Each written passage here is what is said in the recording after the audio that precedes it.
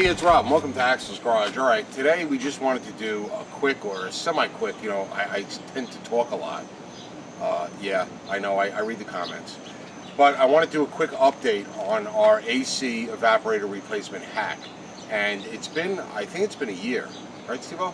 Steve-O's behind the camera, a little big dummy. I think it's been about a year. I can't remember if it was July or August last year that we did that evaporator hack that we had a lot of feedback, and I'll put a link to it right up here.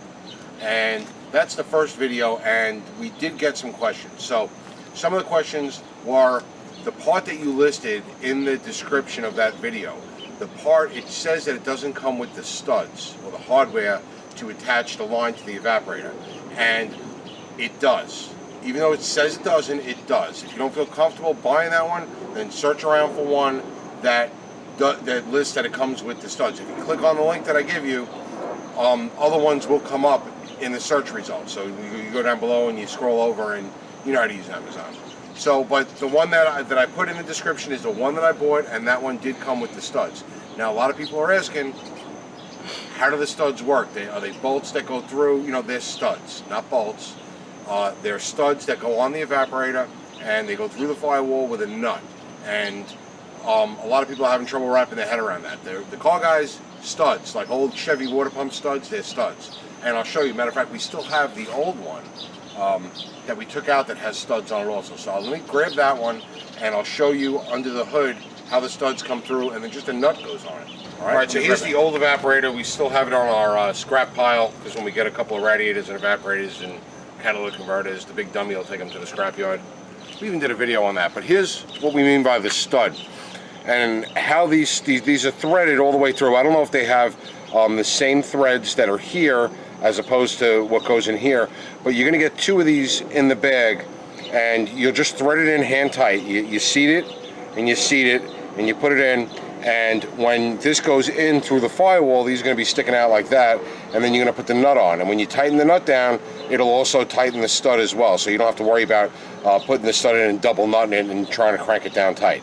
That's not necessary. Just thread them in hand tight, give them a good little with your hands, and that's good enough. And that's what I mean by studs. It's not any kind of bolt that you have to hold from behind. I think that's what a lot of people were concerned with, was that they were actually bolts that went through here. And when you slid this in, you had to hold these from behind while somebody else puts the nut on it. That's not the case with these. They're traditional studs. So if you look up how studs work, you'll be able to figure it out. So under the hood, I'll pop the hood and I'll show you under the hood what I mean by how. All right, so here's the other end of the two studs on the replacement evaporator. Now you can see these studs actually, and I didn't remember this when I did it, but they have a slot in them for a regular slotted screwdriver. So when you put them in, you can grab them with the screwdriver to give them that little to tighten them down. They don't have to be tightened into the evaporator real tight, just snug.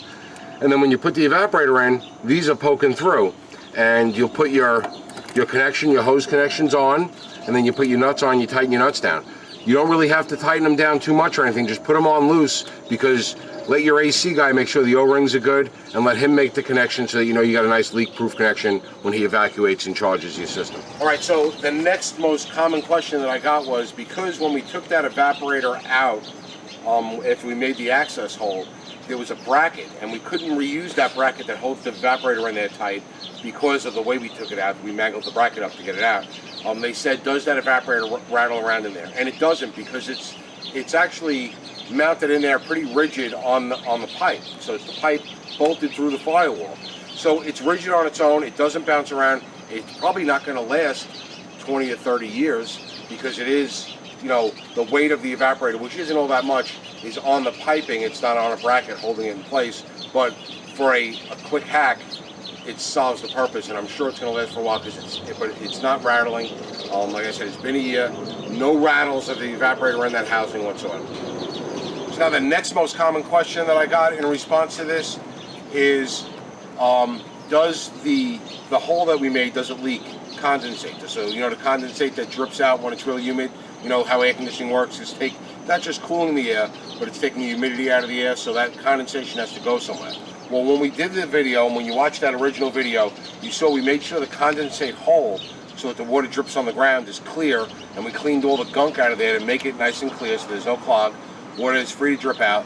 And we did try to keep our cuts off the very bottom and kept them up maybe an inch or a half inch. I think I went about an inch. A half inch would be better because it would give you better access in those relief cuts that I made that were forward to back. We taped it up with Gorilla Tape. I bought a fresh roll of Gorilla Tape and we did it with Gorilla Tape. Now, Gorilla Tape does tend to disintegrate, and we had no leaks whatsoever when we first did the job. Air conditioning was cold, no leaks, good airflow. What we are getting now, and only on extremely humid days on a long trip where we're really running hard for a long time, we do get a little bit of condensation. It's not even a drip, so it's not leaking. We're just getting condensation on the bottom of that box through the Gorilla Tape, and it does make the top of the carpet just a little damp in one spot, and it's only happened a couple of times on real humid days. Now, to sort of eradicate that, I think the Gorilla Tape was probably a bad idea, and we should have used something like Flex-Tape. I've used a lot of Flex-Tape in the last couple of months, and Steven behind the camera is laughing, but working on the roof of the food truck and sealing up some old rough stuff on the food truck, we used a lot of Flex-Tape, and I think Flex-Tape would have been a better choice. It's stickier, it's more of a permanent kind of tape, and it's not going to deteriorate with the heating and the cooling the way Gorilla Tape, which is just a thicker duct tape, I think really all Gorilla Tape is. So if I was to do it again, I would use Flex-Tape to seal that up. I think that relief cut that we made about an inch high, the front to back one, to sort of bend the bottom of it down, I think I would gamble with a half inch to give me a little bit more clearance, but I would seal it up with Gorilla Tape, Flex-Tape rather than the Gorilla Tape. I would use the Flex-Tape, and the next time I have like a free Sunday morning, what I will do is I'll take this down and I'll get access to it again, and I'm not going to take the Gorilla Tape off because it's sealed up pretty good. I get no air leaks. I would just cover it with the Flex-Tape so that when it's real hot and humid, I'm not getting that condensation. It's not the condensate that's dripping in the truck. I am getting some condensation on the bottom of the plastic box, similar to when you take a cold beer bottle or a soda bottle out into the warm weather and you get condensation on it. That's sort of what I'm getting. So I get a couple little drips on the carpet, not enough to make it smell, not enough to rust out my floorboards. It's just a couple little drips, only under the most extreme circumstances. So a year later, the Gorilla Tape actually is still doing its job. I just think it could be done better with Flex-Tape, and that's what I would recommend using if you're going to try this. Or if I did it again in the future, I would use the Flex-Tape. And like I said, and if I get a chance, I'm going to put the Flex-Tape over the Gorilla Tape to try to give it a little better seal. Now the last item I want to touch, I thought this was a great hack. Listen, it's a $2,000, $2,500 truck at best. Taking it to a mechanic and spending $1,500 to get the air conditioning fixed is unreasonable, and a lot of people have commented that, oh, do it right or don't do it, but a lot of people have also commented, hey, you're right. The truck is old. It's not worth dumping that kind of money into the truck just for the AC. Doing this is a real good fix. If the truck lasts us another 5-6 years and this evaporator lasts another 5-6 years, that's a home run. But someone else also asked me, they said, my pet peeve is rattles. And because you cut that support going across where the glove box mounted, did you get any rattles? And that's their pet peeve, and I understand that because I don't like rattles in my car either. These trucks are pretty good when it comes to they're pretty rattle-free on the interior. Not like the late 80s Camaros, remember them? They were just complete rattle boxes. Dash, T-tops, everything rattled. So the first 6 to 8 months, I didn't hear any rattles, and then lately in the last 2 months or so, 2-3 months, I'm starting to hear a little rattle coming from the glove compartment. And when we're driving over a bumpy road, it's a little cricket sound, and my wife actually went and she put her hands on the bottom of the glove box, pushed the back of the bottom of the glove box in a little bit, and the rattle stopped.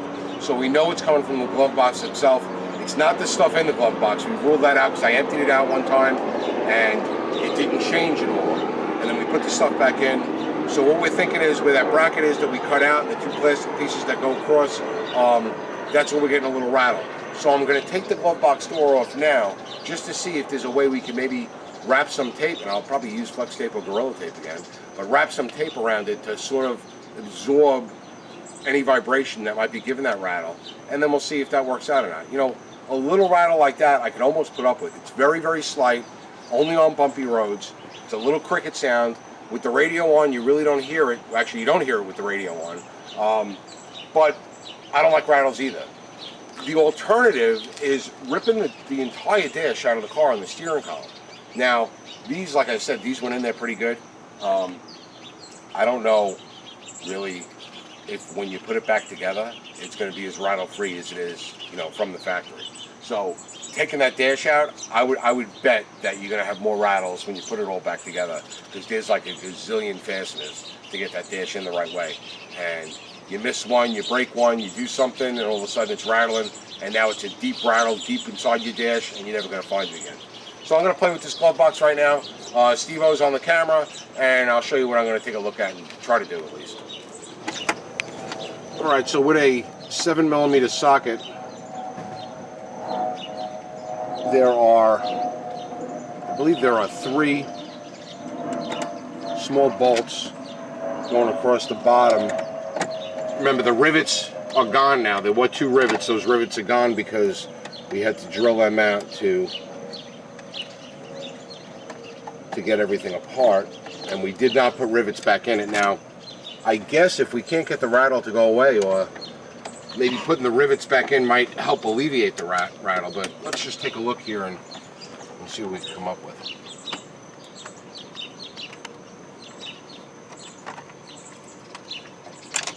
We know the rattle's coming from this area right here, because if my wife, when I'm driving, just takes her hands and pushes against here like this, the rattle goes away. So, we got the glove box door open, right? I'm going to bet the rattle might be coming from here. These things banging against each other. And then you got this banging against that. So what I'm going to do is I'm going to insulate this against this, and I'm going to insulate these 3 pieces from each other, just with some small pieces of, if I have flex tape, I'm going to use flex tape. This piece, which is about that long, so I'm going to, you recording? Mm-hmm. Okay. So I'm going to cut this. This is some 4-inch flex tape. I usually buy the 4-inch flex tape, and then I score it down the middle a long way and make it into 2-inch flex tape, because it's much easier to work with as 2-inch flex tape, and it's actually easier to cut like on a piece of scrap plywood with a razor knife instead of the scissors. The scissors actually make it a little easier, harder to cut. Oh, look at that, you can tear it nice. Like I said, cutting it with a razor knife is really the easiest way. So what I'm going to do is I'm going to take this flex tape, and I am going to bend this like that, and I'm going to put it right here, like that, so that insulates that one. And I'm going to take this piece of flex tape, find the backing. The hardest part of dealing with the flex tape is trying to get the backing off. And I got that one. Now I'm going to slide it in here like this. Alright, and now I got those pieces insulated from each other. And now I just got this one piece of metal right here that bangs against it a little bit. So let me take a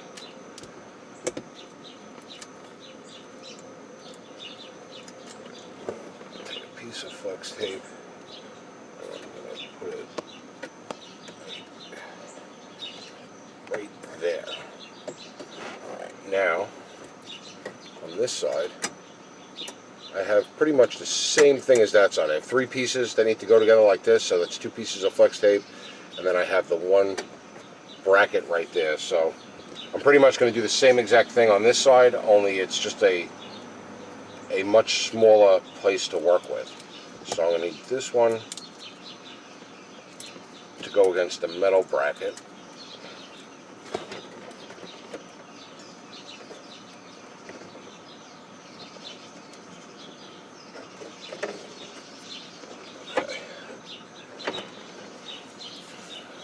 And now I have the same 3. Yeah, this is a pain in the ass to cut with scissors.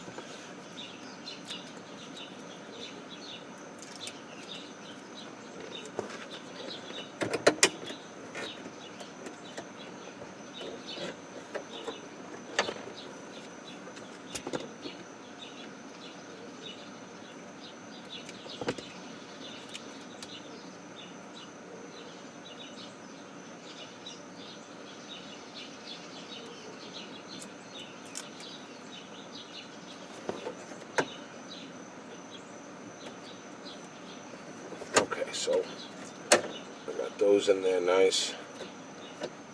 All right, now I'll put this together. Now you can see here, the Gorilla Tape is still together. You know, there's a couple of edges where it's starting to like curl a little bit, but I think Flex-Tape would have been a better choice on this box. But like, there's foam in this tray here, and I stick my hand in here on the foam, and the foam is bone dry. So that little condensation thing that I'm talking about, it's very, very slight, very, very seldom, and it's right back at the top of the floor mat. It's not even on my carpet. It's the top of the floor mat where I felt a couple of drips of moisture, but nothing crazy, nothing that started to get mildew and smelling or anything like that. So now I got this, my vibration resistance tape in there, hopefully, and we'll see how that turns out. What I will do, let me put this glove compartment back in.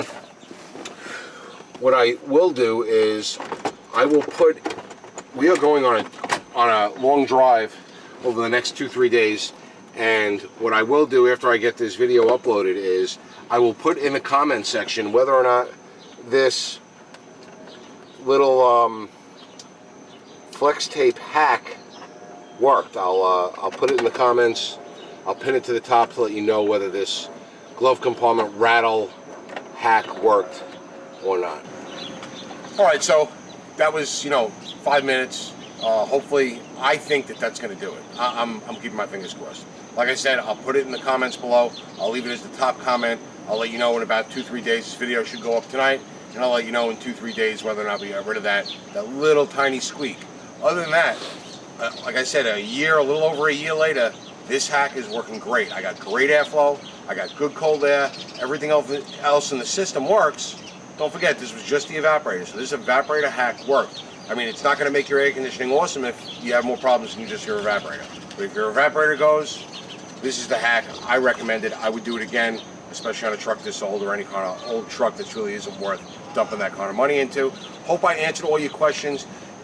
Watch the first video if you didn't watch the first video. It's a pretty interesting hack. And if you have any other questions, put them in the comments. I do try to read all of them. Hope you enjoyed the video.